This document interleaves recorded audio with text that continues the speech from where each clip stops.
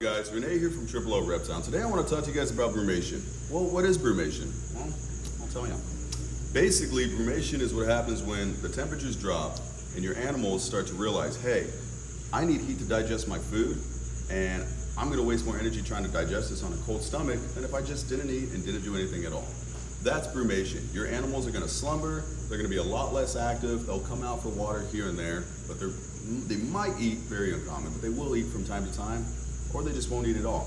And that's a very common thing for reptiles. It's a survival instinct. Now, come wintertime, late fall I always recommend, it is about time you want to start upgrading your bulbs, okay? You definitely want to up the wattage on them. If you have a 50-watt bulb on a beardy, I'd recommend moving it up to a 75-watt. If you have a 75-watt, don't be afraid to move it up to 100-watt. However, make sure that it is going to work with the size of your enclosure, and just make sure that it's not going to overheat your animal, okay? Best way to make sure you're not going to overheat them, if you don't have one already, you always want to make sure you have a thermometer. Thermometers are your best friends, okay? This is going to make sure that your animal's not getting too hot, but it's also going to make sure that they're not getting too cold. When it gets too cold, that can be very dangerous for reptiles, especially in the wintertime. You're going to be running the chance of respiratory infection. And a respiratory infection in a reptile, it's not fun, okay?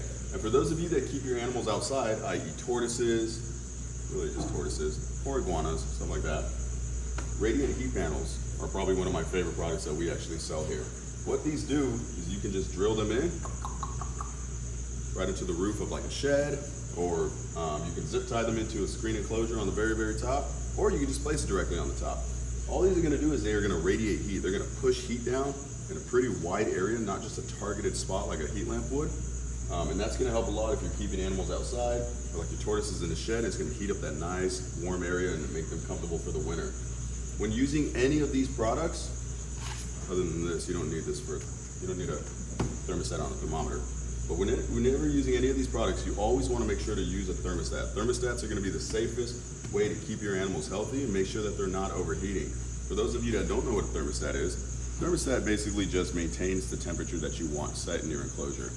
So you're just going to put in the temp right here. So this is 78 degrees. If you want 78 degrees, it will basically push enough power to this to reach 78 degrees. There will be a little probe.